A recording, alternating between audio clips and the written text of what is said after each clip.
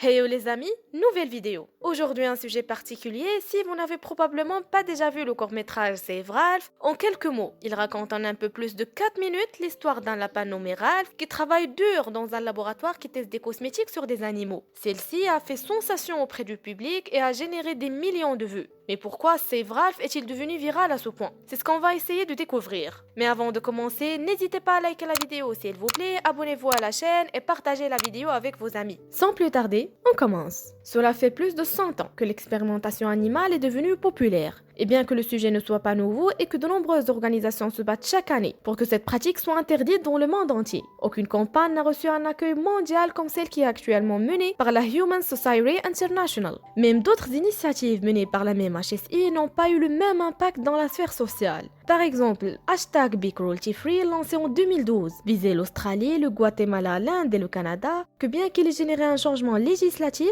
mais cela n'a pas eu beaucoup de résonance auprès des consommateurs. L'une des plus importantes initiatives est Cruelty Free International, qui depuis 1989 lutte contre la cruauté envers les animaux, menant également une initiative mondiale avec la marque de Body Shop depuis 2017 sous la devise Forever Against Animal Testing, toujours contre les tests sur les animaux. Revenons maintenant à sauver Ralph. Dans le mockumentary, Ralph est invervuvé sur son travail et explique que grâce à son emploi, il ne peut pas voir par un de ses yeux ni entendre avec une de ses oreilles à cause des produits chimiques utilisés sur son corps, en plus d'une brûlure sur sa colonne vertébrale. Il a mal à tout moment. Ensuite, une main humaine le sort de sa maison pour l'emmener vers d'autres lapins qu'il implore de pouvoir les sortir de captivité. Quelques secondes plus tard, une seringue est insérée dans son bon œil. Dans le plan suivant, Ralph apparaît déjà aveugle avec un collier et la blessure de sa colonne vertébrale devient visible, pour laquelle il n'est plus même capable de voir la caméra. Dans le récit brut, il explique également que toute leur famille a travaillé et morte même en faisant le même travail. En plus de souligner la cruauté que nous soumettons aux animaux parce que les humains sont plus importants.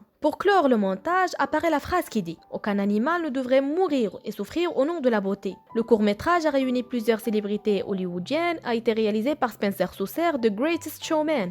L'idée derrière ce court-métrage est claire, comme l'explique le président de la société Jeffrey Flocon, que Save Ralph est un signal d'alarme sur le fait que les animaux souffrent encore des cosmétiques et qu'il est temps que cela cesse. Aujourd'hui, nous disposons de plusieurs méthodes fiables et sans animaux pour garantir la sécurité des produits. Il n'y a donc aucune excuse pour faire souffrir des animaux comme Ralph dans les tests. Tester les produits cosmétiques sur les animaux est un crime envers non seulement les animaux, mais aussi envers l'humanité. Malheureusement, cette pratique est encore légale dans la plupart des pays du monde, et plusieurs marques cosmétiques continuent à tester sur les animaux parce que tout simplement, lorsqu'elles choisissent de développer ou d'utiliser de nouveaux ingrédients non testés dans leurs produits cosmétiques, certaines entreprises procèdent à des tests sur des animaux pour évaluer la sécurité de ces nouveaux ingrédients. Cette pratique est à la fois cruelle et inutile, car les entreprises peuvent créer des produits innovants en utilisant des milliers d'ingrédients disponibles qui ont un historique d'utilisation sûr et ne nécessitent pas de tests supplémentaires. En outre, les méthodes d'essai modernes telles que les tests sur des cellules humaines et les modèles informatiques sophistiqués ont remplacé les tests sur animaux, dépassés par de nouvelles approches plus rapides, moins coûteuses et plus efficaces. D'ailleurs, si vous voulez que cette pratique soit bannie partout dans le monde, je vous laisse une pétition en description.